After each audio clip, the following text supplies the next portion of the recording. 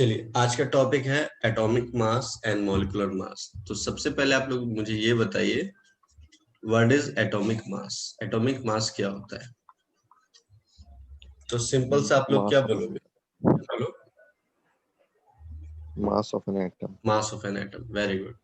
तो उसको बोलेंगे एटॉमिक मास। बट अगर मैं आपसे पूछूं कि व्हाट इज मॉलिक्यूलर मास, तो मॉलिक्यूलर मास के बारे में क्या बोलोगे? Mass of an Mass of an molecule. molecule. मतलब mass of a molecule. Molecular mass का मतलब क्या हो गया? Mass of a molecule. But अगर मैं एग्जाम्पल एक पूछता हूँ, जैसे एग्जाम्पल मैंने पूछा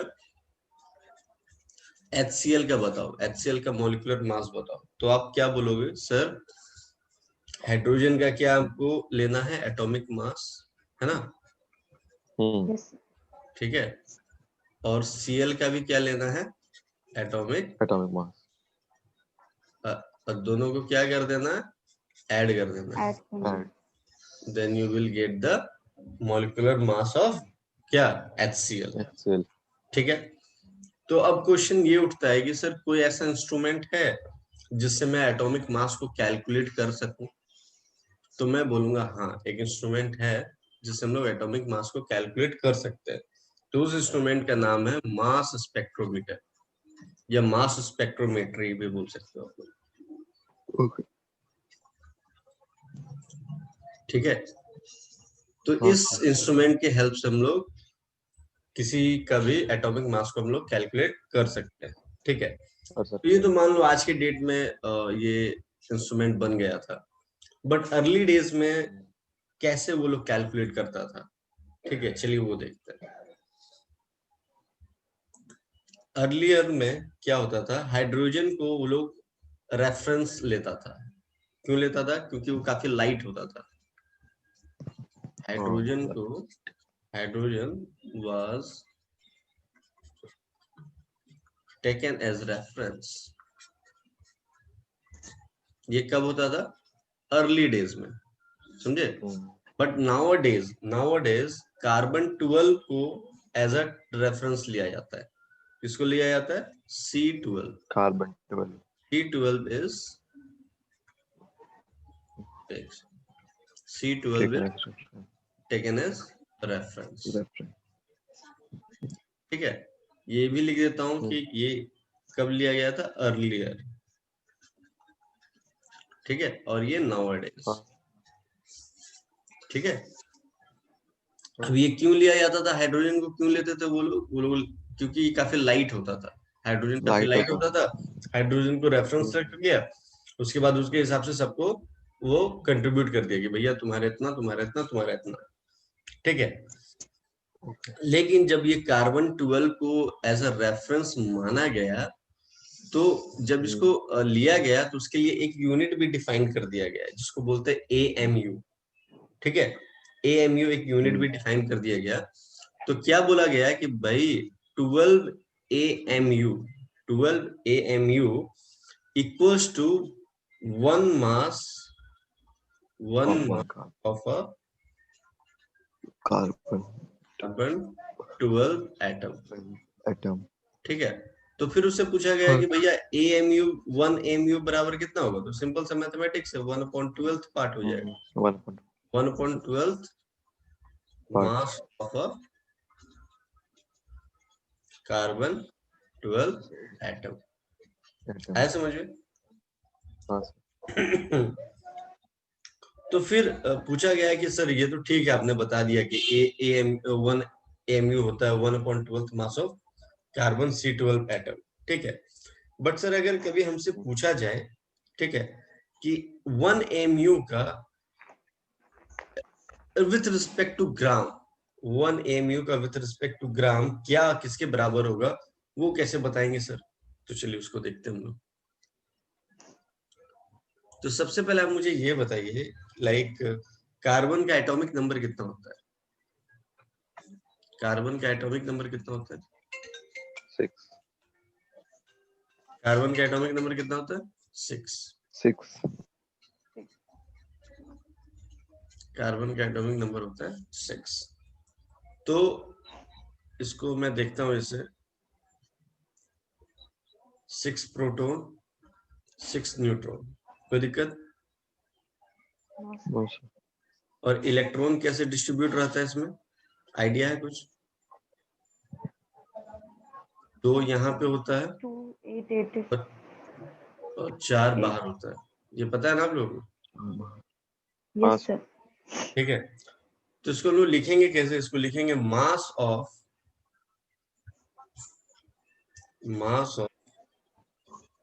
1 C12 atom, mass of 1 C12 atom equals to क्या हो जाएगा, 6 MP प्लस 6 Mn। ये क्यों लिखा मैंने, इलेक्ट्रॉन को क्यों नहीं लिखा यहाँ पे? इलेक्ट्रॉन शायद ज्यादा होते हैं कभी इलेक्ट्रॉन कभी। इलेक्ट्रॉन का मास नेग्लिजिबल होता है, तो इसलिए उसको लेते नहीं है। ठीक है, उसके बाद यहाँ पे जो मेरा मास ऑफ प्रोटॉन है या मास ऑफ न्यूट्रॉन है, ठीक है, तो ये लगभग आपस में सेम होता है, ये तो पता होगा आप लोगों को। पता है ना आशीष? Yes, sir. तो जब ये सेम होता है तो मैं इसको लिख सकता हूँ 12 MP। ठीक है, 12 MP लिखने से मतलब क्या हो गया, 12 इंटू मास ऑफ प्रोटॉन क्या होता है 1.66 इंटू 10⁻⁻24 ग्राम। कोई दिक्कत? No sir. अब मैंने क्या बोल दिया, Mass अब हाँ बोलो। 12 into mass of proton लिया जाता है। तो अरे भैया, तो दोनों सेम है तो तुम कुछ भी ले सकती हो ना, हमको मास ऑफ प्रोटॉन और इलेक्ट्रॉन पता होता है ना। Yes. तो Mn की जगह MP लिख दिया तो दोनों ऐड हो गया ना, 6 6 12। जब ये दोनों MP और ये MP होगा तभी तो ऐड कर सकते हैं ना। Yes, sir. तो उसके बाद 1 AMU इक्वल्स टू, अभी हम लोगों ने क्या देखा था, 1/12 इंटू क्या देखा था, 1/12 into mass of a carbon 12 atom. Mass of a carbon. ये 12 इंटू 1.66 इंटू 10⁻24 कर देंगे, तो 12 12 कैंसिल आउट हो गया, तो हमारे पास 1 AMU किसके बराबर हो गया, 1.66 इंटू 10⁻24। तो 1 AMU को मैं डायरेक्टली ये भी बोल सकता हूँ, क्या बोल सकता हूँ, मास of 1 proton, mass of 1 proton. आया समझ में? कभी कभी पूछ देता है ये बेसिक, इसलिए मैंने आप लोगों को कैलकुलेट करके बता दिया। ठीक है, चलो इसके बाद अब क्वेश्चन ये उठता है कि जैसे मान लो मैंने आपको बोला कि आशीष आप मुझे ये बताओ कि what is the mass of C12, mass of C12, तो आप तुरंत बोल दोगे सर 12। अगर मैं आपसे बोल दिया कि C12 का मास बताओ, क्या बोल दिया, C12 का मास बताओ, तो आप डायरेक्टली बोल दोगे सर 12 होता है। लेकिन अगर मैं आपसे पूछ दूं कि कार्बन का बताओ, कार्बन का क्या बताओ, एटॉमिक मास, फिर तुम कंफ्यूज हो जाओगे। क्यों कंफ्यूज हो जाओगे? क्योंकि तुमको पता है कि आइसोटॉप्स जो है कार्बन का, C12 भी है, C13 भी है, C14 भी है। आया समझ में? अगर पर्टिकुलर मैंने C12 का बोला, आपने 12 बता दिया, बट मैं पर्टिकुलर कार्बन का बोल रहा हूँ तो आप कंफ्यूज हो जाओगे, किसका बोलोगे, 12 का बोलोगे, 13 का बोलोगे, 14 का बोलोगे, है ना? तो उस समय तुम क्या निकालोगे, उस समय तुम निकालोगे एवरेज एटॉमिक मास। क्या निकालोगे? एवरेज एटॉमिक मास। जब अगर मैं कार्बन का बोलूंगा आपको डायरेक्टली, ये मेंशन नहीं करूंगा कि C12 C13 C14 का निकालना है, अगर मैं जब कार्बन का बोलूंगा तो उस समय आपको क्या निकालना है, एवरेज एटॉमिक मास। है समझ में? क्योंकि lots of element exist in the multiple isotopes, that's why we are using the average atomic mass. है समझ में? इसके बाद आगे बढ़ते हैं, ये भी कॉन्सेप्ट क्लियर हो गया। इसके बाद आगे जो बैक कीजिए ना, स्क्रीनशॉट ले लीजिए। एक सेकंड, चलिए नेक्स्ट आगे बढ़ते हैं हम लोग। नेक्स्ट अब तुम लोग को मैं कुछ क्वेश्चन देता हूँ बनाने के लिए। क्या क्वेश्चन है? हाँ, calculate the molecular mass of the following. Molecular mass आप लोग को निकालना है, ठीक है?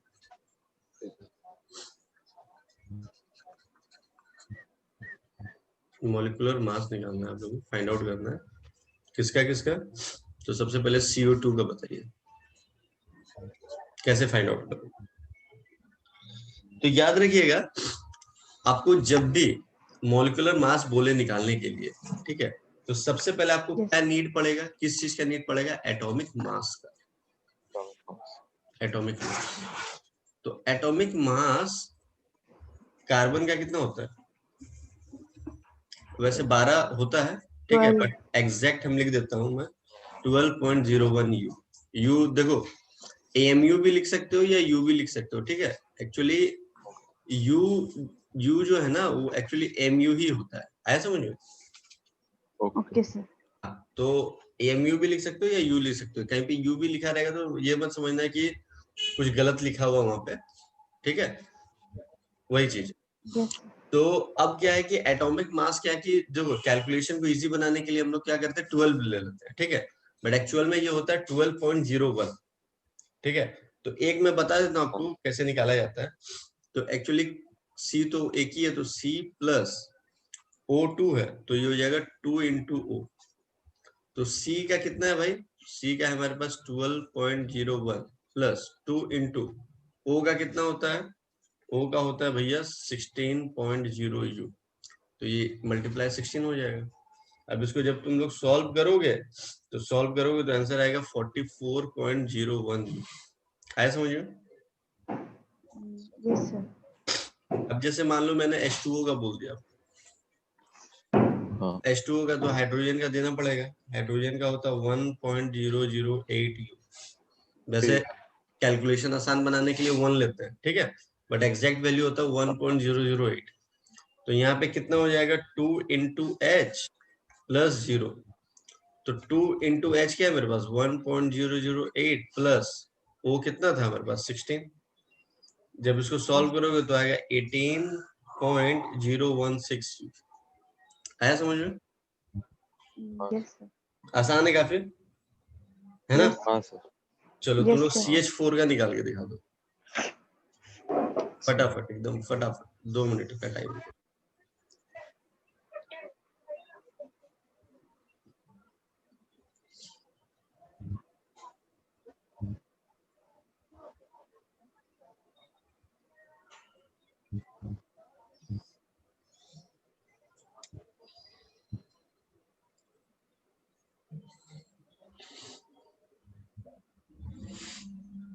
Plus 16.1 Point. हाँ कितना है? इसका आएगा 16.1 16.042 है ना? हाँ सर। चलो ठीक है, ये तो काफी आसान था। इसके बाद हम लोग पढ़ते हैं फॉर्मूला मास। अभी हम लोगों ने क्या क्या पढ़ा? एटॉमिक मास पढ़ा, मॉलिक्यूलर मास पढ़ा। अब फॉर्मूला मास क्या होता है? What is formula mass? अब देखो कहीं कहीं पे मान लो जैसे मॉलिक्यूल प्रेजेंट है तो वहां चलो मॉलिक्यूलर मास निकाल दिया, ठीक है। अच्छा सुनो, इस क्वेश्चन पे एक क्रॉस क्वेश्चन भी पूछा जा सकता है। जैसे अभी मैंने आपसे मॉलिक्यूलर मास बोला था ना निकालने के लिए, क्या Yes, बोला sir. था? मॉलिक्यूलर मास Molecular बोला था। mass. हो सकता है एग्जाम में मोलर मास भी बोल देना, तो दोनों एक ही चीज है, ठीक है, बोथ आर सेम, अलग नहीं है कुछ, ठीक है। मॉलिक्यूलर बोल दे, मोलर बोल दे, सेम। अच्छा फॉर्मूला मास में अब क्या मैं कह रहा था कि मान लो कोई कंपाउंड है, ठीक है, अब उसमें मॉलिक्यूल प्रेजेंट है, चलो ठीक है, मॉलिक्यूलर फार्मूला बना दिया, बट मॉलिक्यूल्स है ही नहीं, आयंस है उसमें। तो उस समय हम लोग जो लगाएंगे कॉन्सेप्ट वो लगेगा फॉर्मूला मास का, ठीक है। ठीक हाँ सर। क्या बोले सर? मैं बोला कि अगर किसी कंपाउंड में अगर मॉलिक्यूल्स है तो चलो मॉलिक्यूलर मास का कॉन्सेप्ट लगा के निकाल देंगे, बट अब किसी में Yes. मॉलिक्यूल्स है ही नहीं, प्रेजेंट ही नहीं है, आयंस है वहां पे, तो क्या करोगे? वहां पे लगाएंगे हम लोग, क्या लगाएंगे? फॉर्मूला मास, ठीक है। तो फॉर्मूला मास का एक्चुअल में डेफिनेशन क्या होता है बताइएगा। जैसे हम लोग मॉलिक्यूलर मास निकाल रहे थे, तो उसका एटॉमिक मास को और उसके एटॉमिक मास को ऐड कर दे रहे थे। Yes sir. तो फॉर्मूला मास में हम लोग क्या करेंगे, फॉर्मूला मास में भी वही चीज करेंगे, sum of atomic masses of the ions, क्या बोल रहा हूं मैं, ions, sum of atomic mass atomic masses of the ion, ठीक है, present in the formula unit of an ionic compound, present in the formula unit of ionic compound, ठीक है। तो जैसे मान लो फॉर एग्जांपल, अगर मैं एक एग्जांपल लेके समझाऊं, जैसे NaCl ले लिया, ठीक है, अब इसका मैंने बोला फॉर्मूला मास निकालो, तो इसका एटॉमिक मास ऑफ Na+ होता है 23.0 U, और इसका होता है आपका 35.5 U, दोनों को ऐड कर दिए तो आंसर कितना आ गया, 58.5 U। है समझ में? Yes sir. तो फॉर्मूला मास और मॉलिक्यूलर मास में तो एक तो डिफरेंस बता दिया, एक में क्या होता है, क्या मॉलिक्यूल्स होता है, और इसमें क्या होता है, आयंस होता है, ठीक है। दूसरा चीज मैं बताता हूँ, उसमें हम लोग मॉलिक्यूलर फॉर्मूला यूज करते हैं निकालने के लिए। तो इसी तरह तुम बोलोगे सर इसमें कौन सा फॉर्मूला आप बताओगे, इसमें जो हम लोग यूज करते हैं वो करते हैं इंपेरिकल फॉर्मूला। क्या यूज करते हैं, इंपेरिकल फॉर्मूला। तो अब तुम बोलोगे कि सर ये फॉर्मूला मास में ये जो इंपेरिकल फॉर्मूला जो आप बोल रहे हैं, है ना, तो एक्चुअल में ये है क्या, इसका यूज क्या है, ठीक है। तो हम लोग ये बोलेंगे कि इंपेरिकल फॉर्मूला हमें बताता है रेशियो।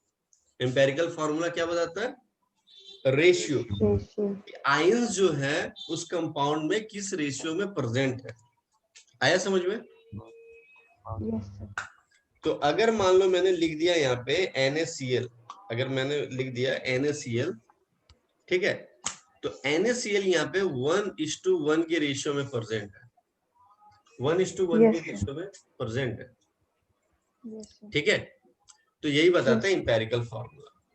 तो आज की क्लास के लिए आप लोगों को मैंने काफी कुछ बताया है, और इसका नोट्स मैं आप लोगों को सेंड कर दूंगा, ठीक है। तो आपसे एक सेकंड रुकिएगा आप लोग, ठीक है।